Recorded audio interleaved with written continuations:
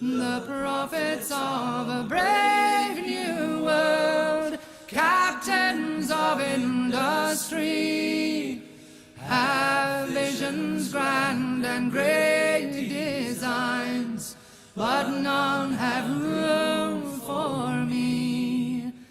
They see a world where everyone is rich and smart and young, but if I live to see such things, too late for me they come. In recent months, more than 1 million people, most of them young, have protested against a new economic order called globalization.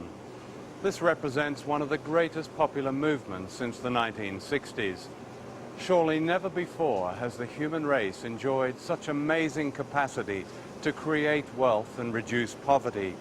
Yet never before has the gulf between rich and poor been so vast and inequality so widespread.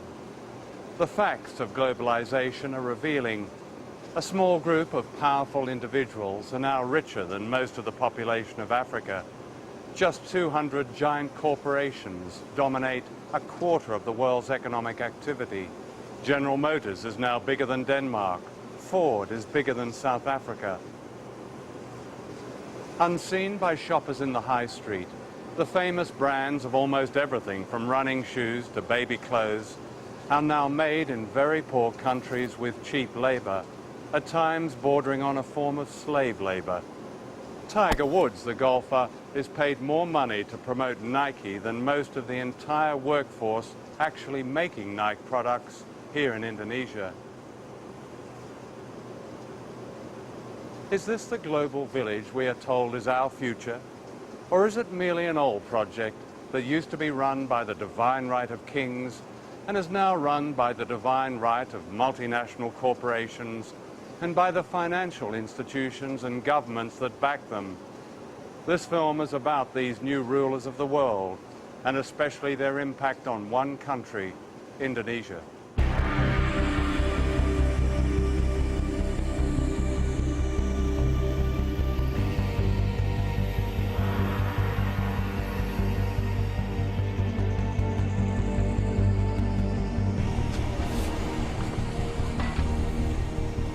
Indonesia is where the old imperialism meets the new. This is a country that should not be poor. It's rich in almost everything. Mountains of copper and gold, oil, timber, and the skills and labor of its people.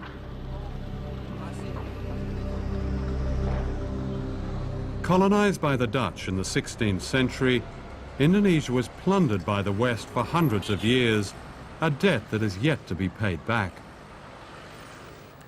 Ratusan tahun lamanya Indonesia itu dihisap oleh negara-negara utara. Bukan hanya Indonesia, semua negara-negara kulit berwarna. Sehingga Barat menjadi kuat, menjadi makmur, menguasai keuangan dan perdagangan sampai sekarang. Nah, sekarang didikte oleh IMF, oleh Bank Dunia. Negeri yang begini kaya diubah menjadi negara pengemis sekarang, Indonesia. Karena tidak adanya karakter pada elit.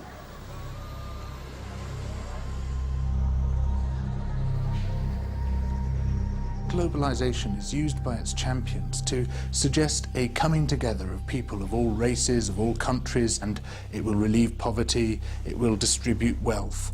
What we're actually seeing is precisely the opposite processes in train, that the poor are becoming markedly poorer, while the very wealthy are becoming staggeringly wealthy. And here are some of the staggeringly wealthy. This is a wedding in Jakarta of the Indonesian elite. Two merchant families are being united. 4 years ago, the World Bank called Indonesia a dynamic economic success, a model pupil of the global economy. Among the Versace dresses and diamonds are those who've reaped the benefits of the new global freedoms. Freedom to watch money make more money. In this respect, they could be any nationality. Outside this wedding, there's another world. In Indonesia, as many as 70 million people live in extreme poverty. We calculate that it would take an Indonesian worker, like one of the waiters serving here, 400 years to pay for this wedding reception.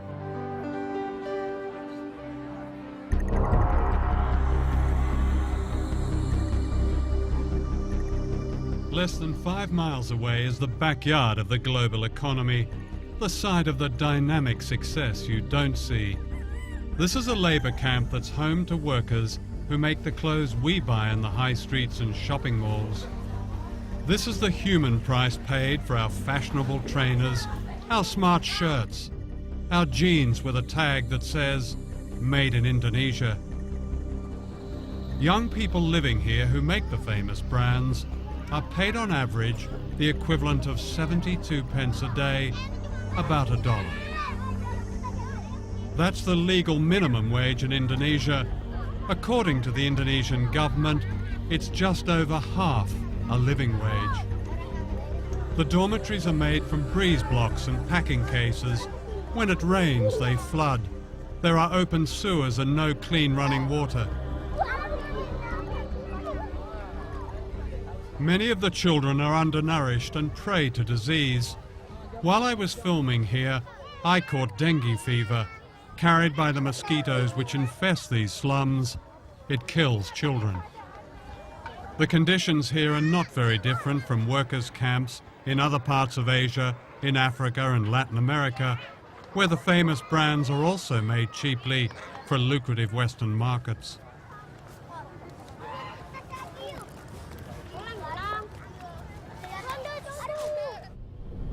And this is where they work, in what is called an economic processing zone, which means a vast area of sweatshops.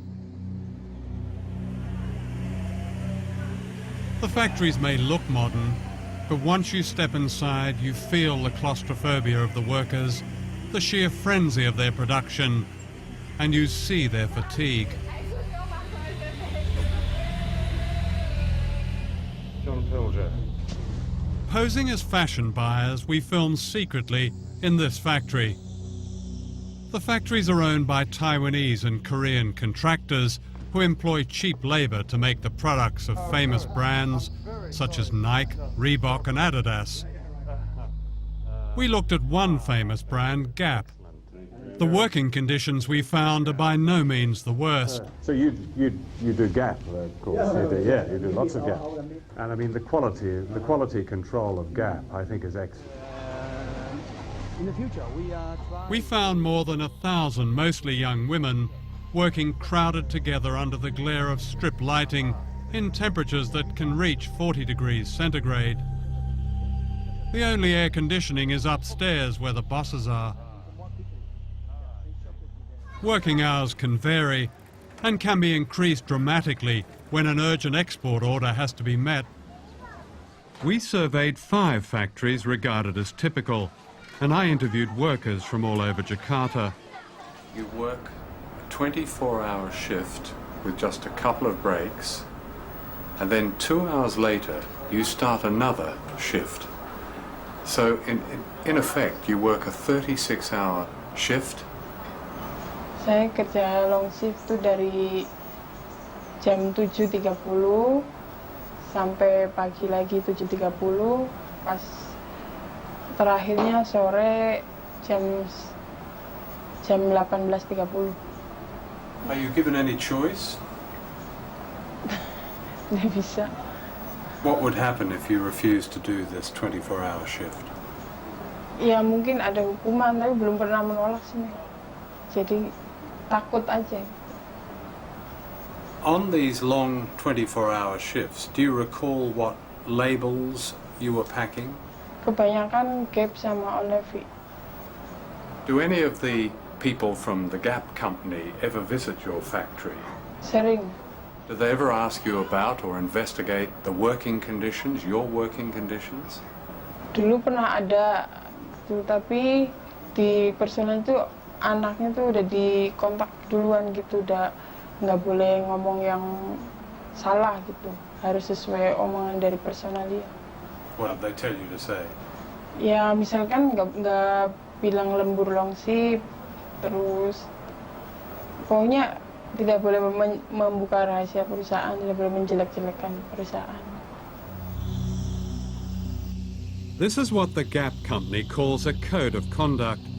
In response to criticism, famous global brands like Gap have come up with these codes. They say the idea is to set standards and protect workers, but how effectively is it enforced? You have to come to Indonesia to really realize what codes of conduct means, and that it is almost useless to exercise or to implement code of conduct here in this country, because this government is always campaigning cheap labor here in Indonesia to attract the foreign investment, and codes of conduct cannot do anything about that. And because Indonesian workers is already very poor, and the rate of unemployment here is very, very high, so that people will work whatever kind of work they have, or how much they pay, they will still work. The Gap company stipulates a maximum working week of 60 hours. It says workers may refuse overtime without any threat of penalty. Are there people who do extraordinary shifts, like much more than 12 hours, even up to 24 hours? Ada, kemarin QC juga ya finishing itu dari jam 8 sampai jam 12 malam. Dari jam 12 malam karena dengan alasan ini mesti diekspor. Kondisi mereka berdiri, dari jam 8 sampai jam 12 itu berdiri, nggak ada duduk. 16 hours standing. Iya. Is that common? Kalau ekspor yang ini, ekspor harus selesai targetannya tanggal sekian, mesti. Is the Gap Code of Conduct displayed in the factory? Pasang sama sekali, bahkan peraturan perusahaan pun tidak ada yang dipasang di tingkatan pabrik. Nggak ada. Nggak usah kode etik. Peraturan di dalam perusahaan itu nggak pernah dilihatin dengan kami, apalagi kode etik dari suatu barang. These boxer shorts were made in one of the factories we investigated. Before we left London, we bought a pair at a Gap store in Oxford Street for £8. Out of that £8, an Indonesian worker gets less than 4 pence. It's the same for running shoes that sell here for £100. Out of that £100, a worker gets around 40 pence. That wouldn't even buy the laces. Ya kami kaget, benar-benar ya.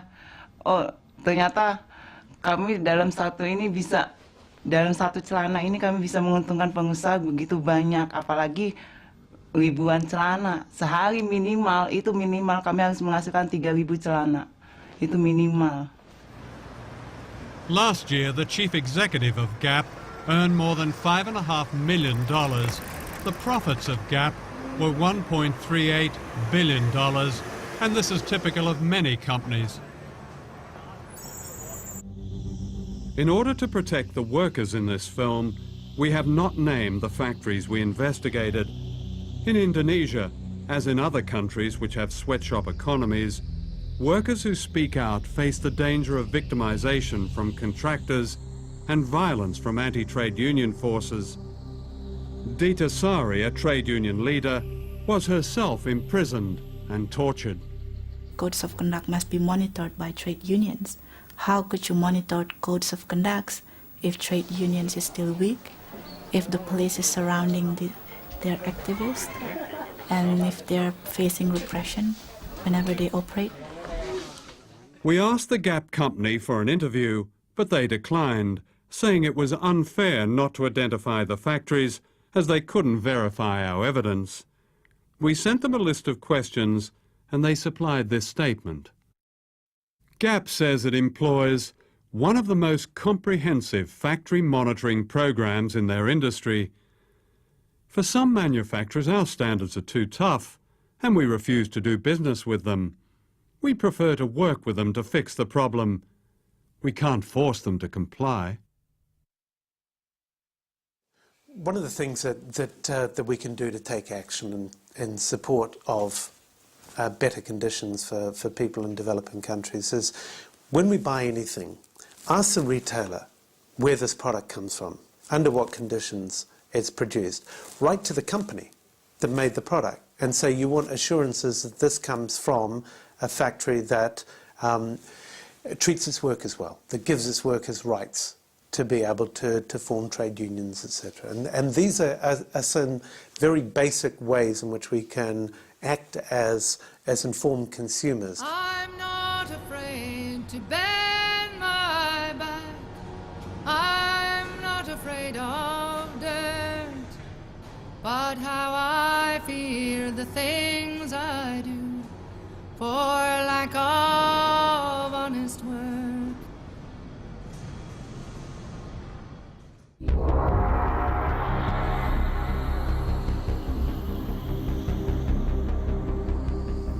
Globalization in Asia has a secret history. The great sweatshops and banks and luxury hotels in Indonesia were built on the mass murder of as many as 1 million people, an episode the West would prefer to forget. But many people here have not forgotten. In recent years, people all over the country have begun searching for the remains of loved ones murdered when General Suharto seized power in the mid-1960s, aided by the United States and Britain.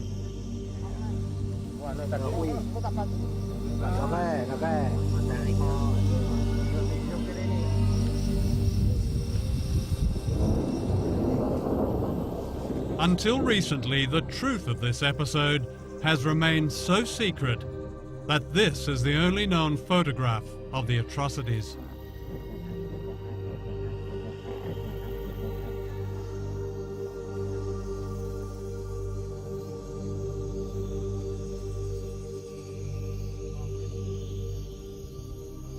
One day in early October 1965, a gang of thugs entered this school in Jakarta and beat to death the headmaster. He was suspected of being a communist. His murder was typical of the slaughter of more than 1 million people, teachers, students, civil servants, peasant farmers. Described by the CIA as one of the worst mass murders of the 20th century, the origins of this terrible episode have been covered in mystery. Certainly it brought to power General Suharto. But what is now emerging is the extent to which he was secretly backed by the United States and Britain and by Western business leaders. Within a year of the bloodbath, Indonesia's economy was effectively redesigned in America, giving the West access to vast mineral wealth, markets and cheap labor, what President Nixon called the greatest prize in Asia. To Western business, the great value of General Suharto was that he succeeded in getting rid of the founder of modern Indonesia, Ahmed Sukarno, a nationalist who believed in economic independence for his people. He kept the great Western corporations out of Indonesia and threw out their agents, the World Bank and the International Monetary Fund. It was only when one of his generals, Suharto, seized power that the door was open to Asia's greatest prize. When the Suharto regime came in after the putsch, they were able to make a lot of the fact that they were calling the IMF and the World Bank back in. They were going to rescue them, you see, and British propaganda in particular made a lot of this. You know, the IMF was decent, and it was going to bring order, and everything was going to be lovely in the Indonesian garden. And as I say, a British diplomat still alive has said to me that was very much a part of the deal. Britain and the United States secretly conspired to back General Suharto.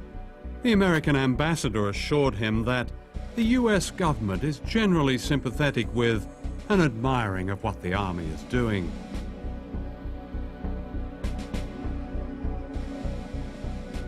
Thousands were rounded up. What was not known at the time was later revealed by American officials. The CIA had supplied a list of 5,000 opponents to be assassinated and embassy officials ticked off their names as they were murdered. The British ambassador recommended a little shooting as an essential preliminary to effective change. In the first few days, the British sources in particular purported not really to know what was going on. Of course they knew what was happening. I mean, there were bodies being washed up on the lawn of the British consulate in Surabaya. There were bodies floating all over the Malacca Strait and so forth. A man called Hadibroto, a lieutenant colonel or something, was anxious to take some troops, Indonesian troops, from the east coast of Sumatra, from the northeast coast of Sumatra, to east and central Java, so that they could take part in what we now know was this terrible Holocaust, really. He found a Panamanian ship, and the ship sailed with the troops down the Malacca Strait, escorted by 2 British warships. So the British were directly involved in, as what you describe as a Holocaust? Well, I would count that some sort of involvement, wouldn't you? The American press reported these events not as a crime against humanity, but in terms of their economic advantage to the West. Time magazine called them vengeance with a smile, and the West's best news for years. Others described a gleam of light in Asia. The seeds of globalization were planted in the bloodbath. In 1967, the Time Life Corporation sponsored a conference in Switzerland that planned the corporate takeover of Indonesia. It was attended by the most powerful businessmen in the world, such as David Rockefeller. The giants of Western capitalism were represented: the oil companies, the banks, General Motors, British Leyland, ICI, British American Tobacco, Lehman Brothers, American Express, Siemens. Across the table were Indonesian leaders approved by General Suharto. For Western business, it was the start of the gold rush which later became known as globalization. No one mentioned the killing of 1 million people.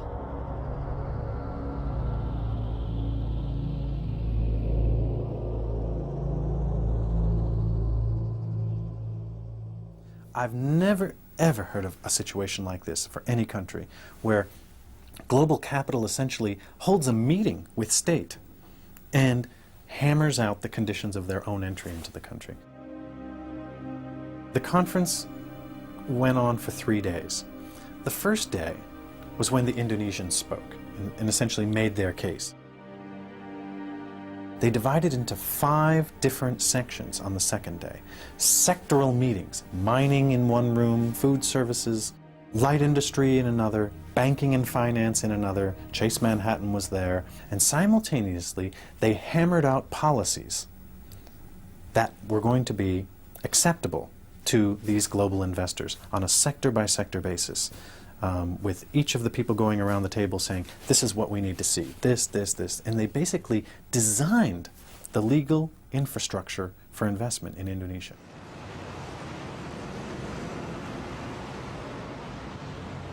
Was the foreign business community here aware that they were dealing not just with a corrupt, nepotistic dictatorship, but also with a mass murderer?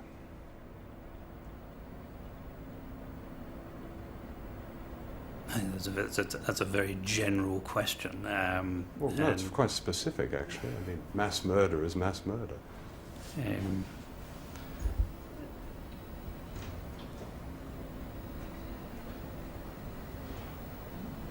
The fact that many people have died in Indonesia in unfortunate, tragic circumstances at the directly or indirectly as a result of the previous regime is hugely unfortunate. Whether if foreign investment had not been here, that would have prevented in any way those events occurring. Nobody has perfect vision on what might have been.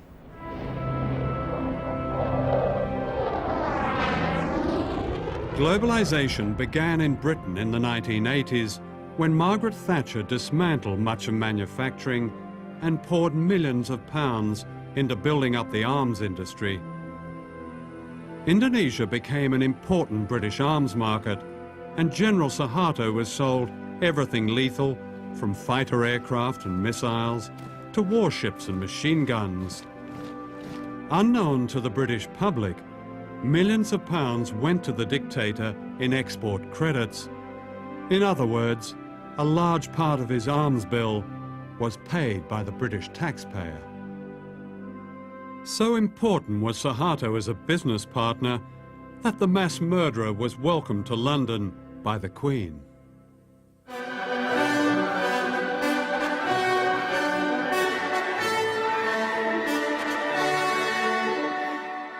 Who are the new rulers of the world? Their empire today is greater than the British Empire ever was. This is the center of this new empire, all within a square mile in Washington. Down the road from the White House and the US Treasury is the World Bank and the International Monetary Fund.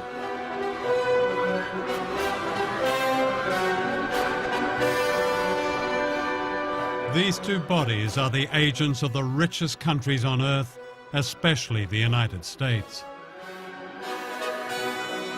The World Bank and the IMF were set up near the end of World War II to rebuild the economies of Europe. Later, they began offering loans to poor countries, but only if they privatized their economies and allowed Western corporations free access to their raw materials and markets. Debt has really been used as an instrument in order for the IMF and the World Bank to get their policies implemented in many developing countries. And we're into a situation now where the poorest countries are in a cycle, a vicious cycle of poverty. They can't get out. And the kind of debt cancellation that's been given still will not allow them to get out of this poverty trap. It's not a question of debt forgiveness, because actually many of the debts were incurred under pressure from the international institutions or were given in collusion with governments which weren't acting in the interests of their people. Let me ask you, do you know the difference between Tanzania and Goldman Sachs? Tanzania is a country that has a gross national product of $2.2 billion and shares it between 25 million people. Goldman Sachs is an investment firm which has annual profits of $2.2 billion and shares them among 161 partners. That's the world we're living in now.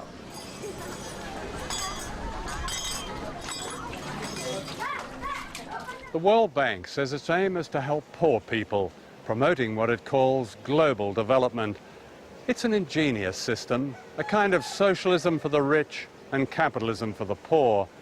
The rich get richer on running up debt, cheap labor, and paying as little tax as possible, while the poor get poorer as their jobs and public services are cut back in order to pay just the interest on debt owed by their governments to the World Bank. Here in Indonesia, where most people are poor, the handouts to the rich have been extraordinary, to say the least. Internal documents of the World Bank confirm that up to a third of the bank's loans to the dictatorship of General Suharto went into the pockets of his cronies and corrupt officials. That's around $8 billion.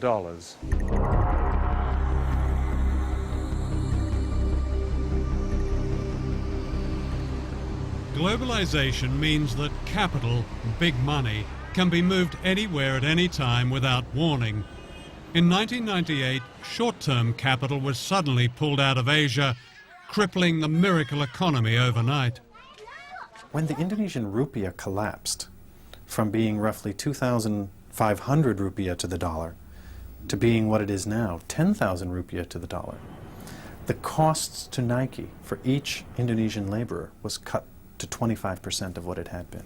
And Nike got a great discount on Indonesian labor as a result, and did not unilaterally raise Indonesian wages to the same standard they had been prior to the devaluation of the rupiah.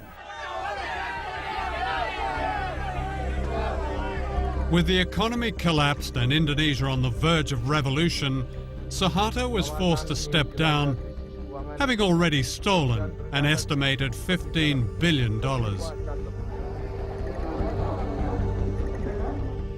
During his reign of more than 30 years, Suharto had handed out public utilities to his family and cronies. They owned most of the national power grid. Nothing was overlooked, from TV stations to a monopoly on taxis. Driving from Jakarta Airport, you even paid a toll to Suharto's daughter. These unfinished buildings are monuments to corruption on a scale unheard of in modern Asia, to what the World Bank called the miracle economy. The bank presents itself as an economic development agency focused on the reduction of poverty. But in fact, the bank operated during the entire Cold War as an institution that distributed resources to mostly authoritarian regimes in the Third World that supported the West in the Cold War. So you had the irony of the West claiming that what they were defending in the Cold War was democracy and a certain vision of freedom, but doing so by upholding dictatorships like Indonesia around the world. What they did was they had plenty of projects, some of which surely were valuable, many of which were not. Every one of these projects, from the Indonesian government officials' point of view, was an opportunity to skim, to live a luxurious life, and the accumulated theft over the course of Suharto's new order, roughly 3 decades, was $10 billion that's unaccounted for, out of a total of about $30 billion that was loaned. And when I said to the Auditor General of the World Bank, what if a group of Indonesian citizens or even the government were to challenge the World Bank in the World Court over this loss of money? The citizens who bear the burden of this debt never got the money. Why should it still sit on their shoulders to be repaid? And his response was, we would be bankrupted. And I said, why? And he said, because this has gone on the world over. I went to Washington to interview the chief economist of the World Bank, Nicholas Stern. I asked him to explain how almost 30% of World Bank loans to Indonesia had been lost or stolen. We simply don't know what that number is. Here's your own internal report, August 97. I quote, we estimate that at least 20 to 30% of Government of Indonesia development budget funds are diverted through informal payments to government staff and politicians. That number was plucked out of the air. Lots of times we have to guess with numbers, and the person who wrote that was guessing. Somebody comes up with a number and it gets recycled. But a lot of money. I don't want to dismiss the issue. Just let's not get hung up on one figure, which isn't a particularly hard no, figure. but I mean, if it's a third of what the World Bank has put into one country... No, then it's a serious question. When you have a loan, there's a lender and a borrower, and they share the responsibility in some way. There's a strong case that has been made by people who've seen this evidence that the World Bank was duped by the Suharto regime, claiming that poverty had dropped to 30 million, and in fact poverty was around about 60 million. Let's talk about the harder figures. The income poverty figures are always the most difficult ones to get your hands on. But I think the illiteracy figures in the infant mortality figures are in this case probably more reliable. And there was some progress during that 30-year period, significant progress, I mean cutting illiteracy by half and so on. That's a very important step forward, so let's not lose sight of that. In 97, the World Bank described the economy under Suharto in a famous report as absolutely dynamic, doing everything right, terrific, brilliant. You know, by that time the whole Asian thing had already started to collapse. It wasn't until the following year that the World Bank, for the first time in 30 years, had anything to say about a regime that is guilty of mass murder. Why was there such a silence that seemed to a lot of people simply to be complicity with this murderous dictatorship? I think if we look back on our analysis of the economy and the politics at the time, we got a number of things wrong, and we have to understand that. We're going to get things wrong again. Not so many people called the Asian crisis before it happened. We failed along with That's your job, though, isn't it? You're all economists with fantastic degrees and brilliant backgrounds, and how can you get it that wrong? We're going to get it wrong some of the time. I think non-economists get it wrong a lot more often than economists. But this isn't a precise game, and there are going to be a number of occasions in the future where we get things wrong too. So globalization creates debts, and debts creates misery, creates unemployment, creates the crisis, creates privatization, a lot of state enterprise being privatized. So people will have to pay more to have an access for instance, like health, education. So it's not natural. Debts is not natural. It's designed. So in effect, the money stolen by the Suharto family is being repaid. Yeah. By us, by the children.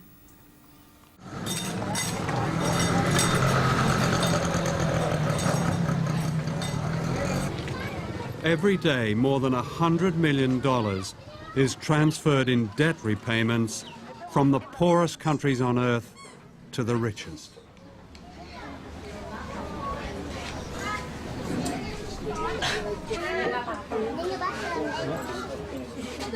The poverty of families like this is paying off Indonesia's huge debt.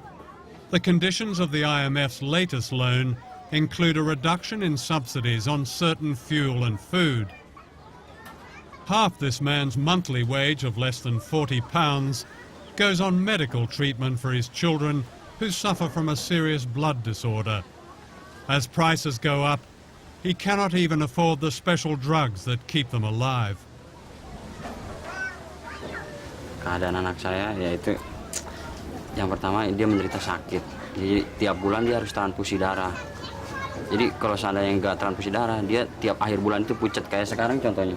Bibirnya udah pada putih dua-duanya. Jadi akhir bulan itu mesti harus transfusi darah.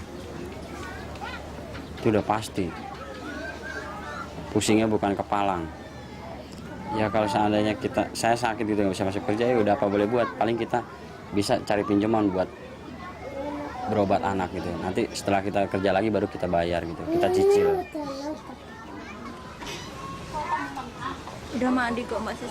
Kalau seandainya gitu ya, barang-barang naik, sedangkan UMR gaji gitu naiknya nggak seberapa, ya kita otomatis ya kita serahin diri sama Tuhan aja deh. Mungkin yang jelas mungkin berobat pun kayaknya nggak bisa. Jadi kita pasrah apa adanya. Sebab gimana kalau kita paksain untuk harusnya setiap pagi anak-anak kasih teh manis, sekarang enggak. Susu juga enggak. Ya paling kita bisanya teriak sama pemerintah, ikut lewat FNPBI begitu. Kita tuntut pemerintah dengan supaya naikin UMR 100%. Yang penting sekarang kan alhamdulillah bisa ketemu buat berobat. Biar walaupun kita makan pakai ikan asin, tapi udah alhamdulillah. In the global economy, one American corporation dominates the world trade in food grains, while almost half the world's population, like this family, attempt to live on less than $2 a day.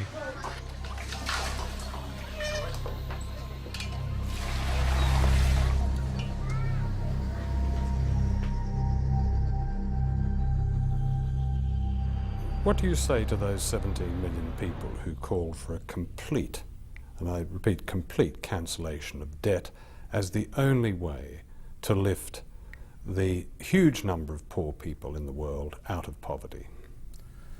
I'd say two things. first, what will lift people out of poverty is not cancelling their debt, but what policies their countries pursue, whether they educate poor people, whether they give them health. And so the question, and then what sort of economies they try to run. Do they integrate them into the world economy, or do they run corrupt economies? Those are the primary determinants of how well countries will do. That is the answer to what determines whether people get out of poverty. It can be done. It has been done. Should we cancel the debt? Cancelling debt is one way of giving resources to poor countries. Mm-hmm. What I'd like to see is a much greater flow of resources to poor countries. I'd like to see the markets of the industrialized countries opened so that these countries where people are poor and can produce agriculture are able to export. That's what will get them out of poverty.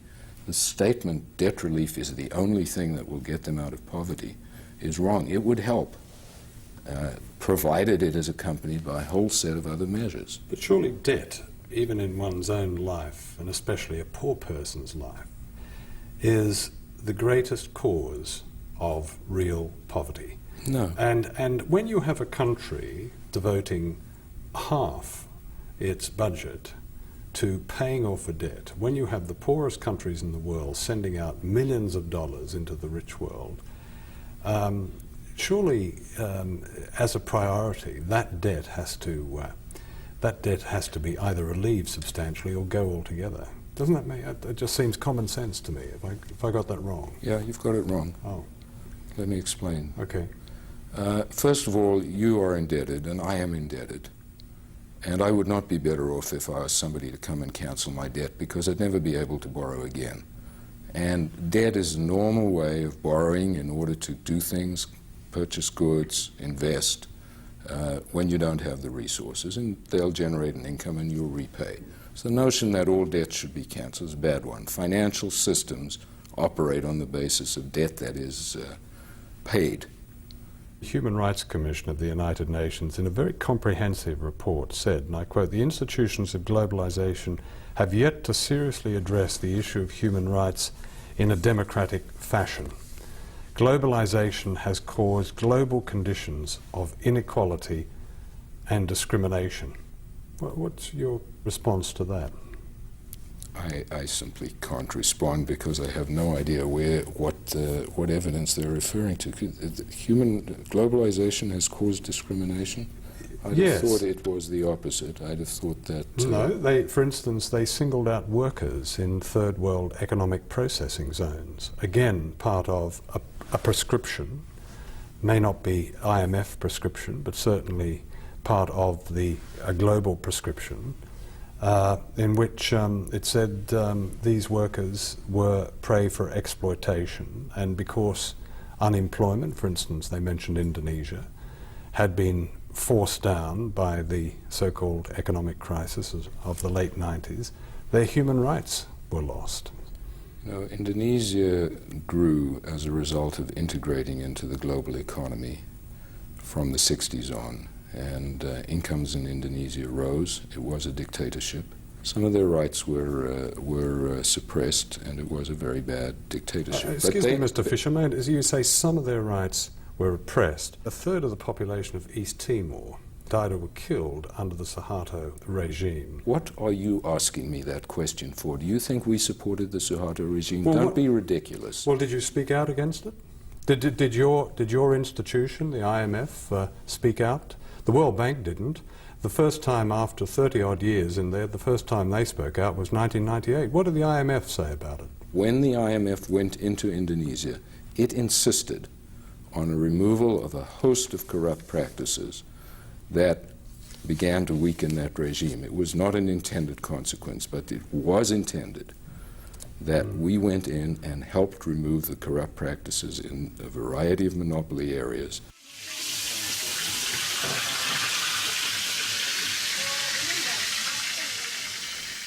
And because now the government, as recommended by the IMF, has already cutting off a lot of subsidies, not only oil and electricity, but also water and education and subsidies and agriculture.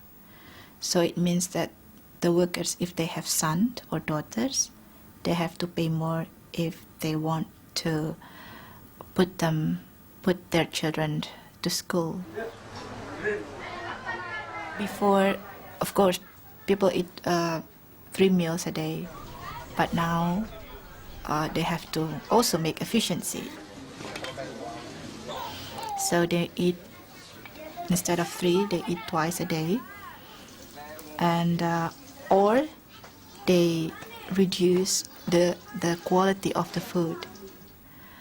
So that's why maybe the level of productivity is getting lower, because people are getting poor and getting tired, and if you are tired, you cannot work properly.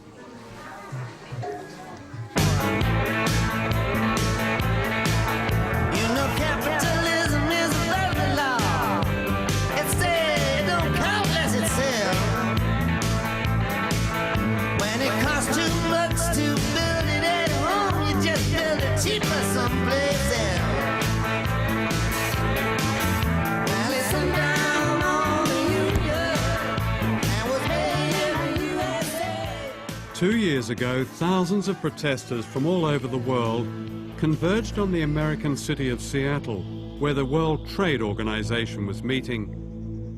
This was news because it happened in America.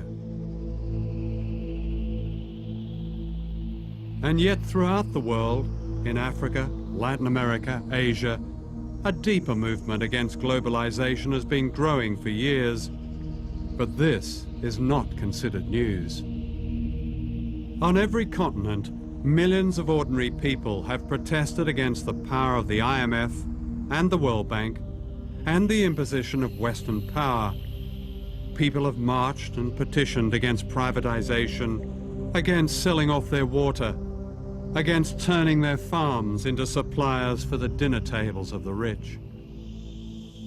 Now the protests have spread to Western countries, from Seattle to Melbourne, London to Genoa. The coverage of these events follows a pattern. It seems it's only news when there's violence, even when the great majority of the protesters are peaceful. In contrast, the violence of the economic policies they are protesting about is seldom news. In the weeks and days leading up to May Day in London, the police and the government orchestrated a propaganda campaign. The aim clearly was to alienate the public from the demonstrators by representing them collectively as violent and by suppressing the very issues that have public support. The limits of tolerance are passed when protesters, in the name of some spurious cause, seek to inflict fear, terror, violence and criminal damage on our people and property. To Tony Blair, the rich getting richer and the poor getting poorer is a spurious cause. When May Day came, 6,000 police turned part of London's West End into a giant detention camp. I think the issue of violence, which we're constantly asked about, is our main way in. I think the key to these things is actually getting mass amounts of people involved, because the media will put one point of view across time and time again, you know, the mindless hooligan side.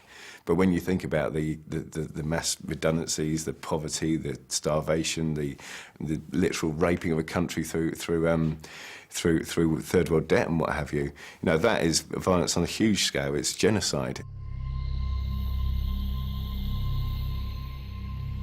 The newest ruler of the world is the World Trade Organization based in Geneva. The Economist magazine calls it an embryo world government, and yet no one has voted for it. The effect of its policies make it illegal for governments to hinder the profits of big business. This is known as free trade. If there's one feature about the global economy, it's the companies have globalized. But we haven't regulated the global companies. And that's the change that we've got to put into this international system if we're ever going to get rules that are fairer to workers, fairer to the world's poor, fairer to all of those who are affected by this international production system. People can't stand by, they can't be spectators when we're faced with forces like this. they join this movement and the movement starts to gather momentum. Already we've had some extraordinary successes.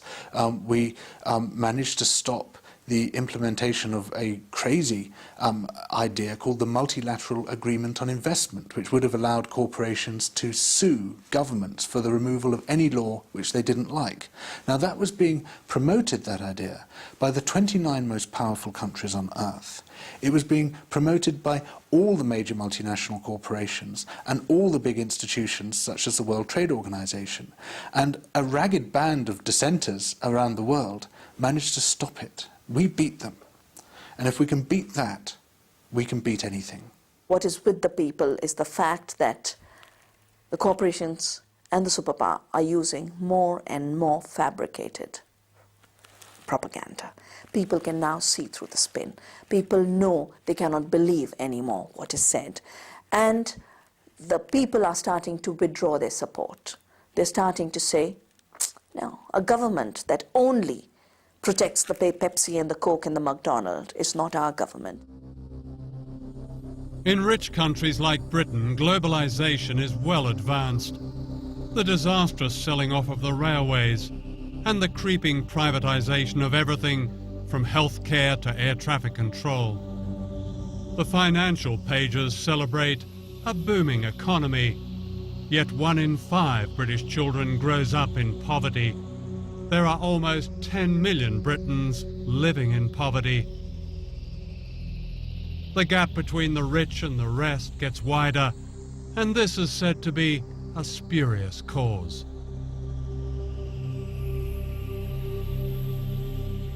All over the world, millions of ordinary people are asking why they have no say in decisions that bring hardship to their lives. They don't accept the view of President Bush and Prime Minister Blair that there's no other way. In Britain, the fact that only 25% of the electorate voted for the Blair government is part of this great unease. Why, people ask, should we accept a system of winners and losers, a system that puts a dollar sign on every public service and almost every human value? Why not abolish the World Bank and the IMF and the World Trade Organization and replace them with genuine trade and development institutions that are democratically accountable? And why not cancel a debt that condemns nations like Indonesia to poverty and disease? These are dangerous times. The one superpower left in the world has made its ambitions clear. This is a document of the United States Space Command. It says, the globalization of the world economy will continue with a widening between haves and have-nots. It says only military dominance will protect America's commercial interests. Why should we accept this? Why should our children have to face these divisions and dangers? None of them is God-given. All of them can be changed.